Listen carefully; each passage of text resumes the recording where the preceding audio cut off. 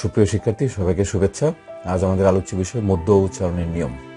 মধ্য উচ্চারণের নিয়ম এসএসসি পরীক্ষা কিভাবে আসে তা একটু দেখে নিই।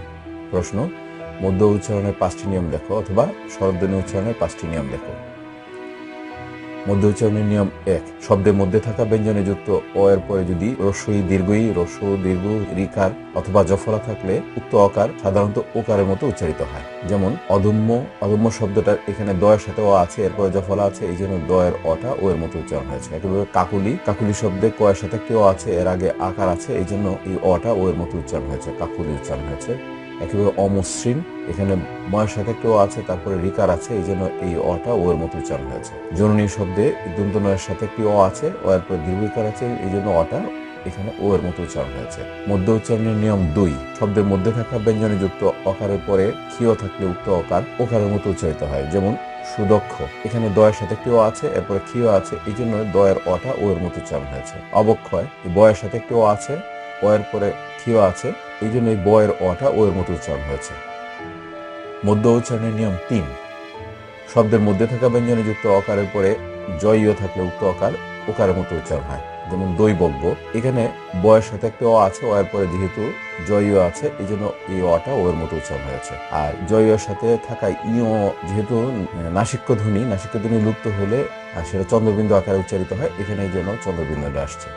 একইভাবে সর্পযজ্ঞ, এখানে জয়ের সাথে একটু আছে, এখানে জয়ও আছে, এই জন্য অটা ও এর মতো উচ্চারণ হয়েছে। মধ্য উচ্চারণের নিয়ম 4। বাংলায় কতিপয় সমাসবদ্ধ তৎসম শব্দের মধ্য ও ওকারের রূপে উচ্চারিত হয়। যেমন পথচারী, দীনবন্ধু, রণতুর্য। এখানে খেয়াল করো, এই শব্দ দুটি, পথ এবং চারী শব্দ দুটি সমাসবদ্ধ হয়েছে। এই পথের সাথে, এই থয়ের সাথে একটি অ আছে, এই অটা ও এর মতো উচ্চারণ হয় পথচারী। একইভাবে দন্ত নয়ের সাথে একটি অ আছে, এই অটা ও এর মতো উচ্চারণ হয় দীনবন্ধু। একইভাবে রণতুর্য, মধ্য নয়ের সাথে অ আছে, অটা ও এর মতো উচ্চারণ হয়েছে। মধ্য উচ্চারণের নিয়ম 5। 3 বা তার অধিক বর্ণে গঠিত শব্দের মধ্যস্থিত অকারের আগে অ, আ, এ অথবা ওকার থাকলে ওই মধ্য ও এর মতো উচ্চারণ হয়। যেমন রতন, কাজল, কোমল, অধ্যাপক। এখানে রতন, কাজল, কোমল, অধ্যাপক প্রত্যেকটা 3 বা তার অধিক বর্ণে গঠিত। এখানে খেয়াল করে রতন শব্দের তয়ের সাথে একটি অ আছে, এই অটা ও এর মতো উচ্চারণ হয়েছে। কেন? এই অ এর সাথে, অ এর পূর্বে এই রয়ের সাথে একটি অ আছে, এই জন্য এই অটা ও এর মতো উচ্চারণ হয়েছে। কাজল, কাজল শব্দে জয়ের সাথে একটি অ আছে, এই অ এর আগে এই ক এর সাথে আটা আছে, এই জন্য এই অটা ওর মতো উচ্চারণ হয়েছে।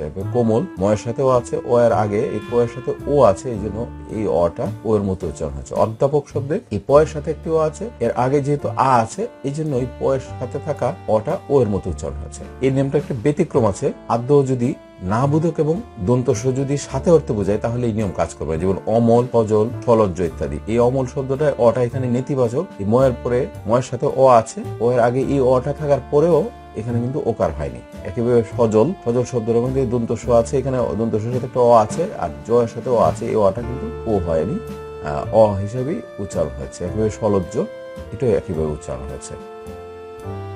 উচ্চারণের আরো কিছু ভিডিও আছে, এই ভিডিওর লিঙ্কগুলা ভিডিওর ডিসক্রিপশনে দিয়ে দেওয়া হবে।